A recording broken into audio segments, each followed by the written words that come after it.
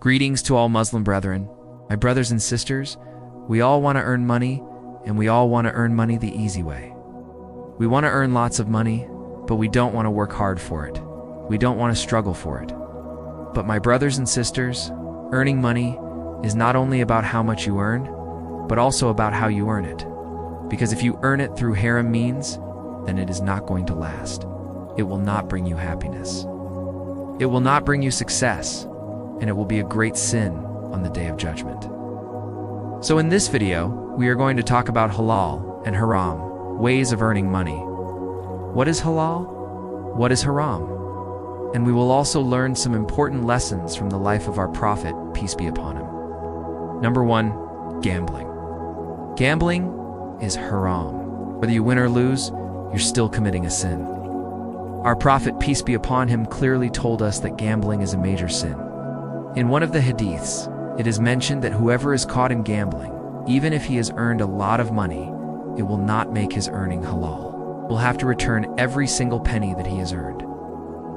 Number 2, riba, which is interest. Taking or giving interest is haram. It is forbidden. Allah spoke a lot about riba. You will find many verses in the Quran talking about riba. What is the ruling of a bank that pays you interest? What is the ruling of a credit card that charges you interest? My brothers and sisters, these are haram. Stay away from them. If your bank is charging you interest or paying you interest, close your account immediately. Number 3, pork and pork products. Did you know that more than 70% of the products in the supermarkets contain pork? When you go to buy food, always check the ingredients. Is there pork in it? If there is pork, don't buy it. And also stay away from alcohol. Alcohol is haram. It is forbidden. What the Quran says about earning legitimate money, in one verse of Quran, Allah said, "O you who have believed, do not consume one another's wealth unjustly, but only in lawful business by mutual consent, and do not kill yourselves or one another. Indeed, Allah is to you ever merciful." Surah An-Nisa 4:29.